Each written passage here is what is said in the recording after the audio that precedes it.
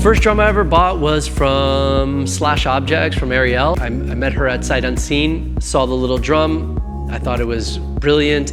It was wrapped in rubber with a small brass piece. And I bought it because I kind of I saw myself in it. I mean, it was 2015. It was a year after I had launched the collection. And I just thought it was a great piece. And so it was also her first piece that she ever sold. So it was really nice to be able to buy the first of her drums. Just a few months ago, I went to Korea and I bought a drum piece, her first series of drums. Her name was OK Kim. I met her in Seoul and I just got that piece the other day. I bought a Bailey Fontaine side table,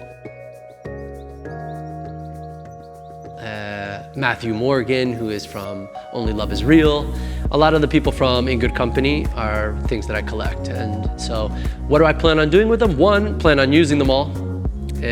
Number two, I eventually would like to have an exhibition with all of my drums that I own as part of my collection, you know, so that people can see the evolution of what I've acquired over the years.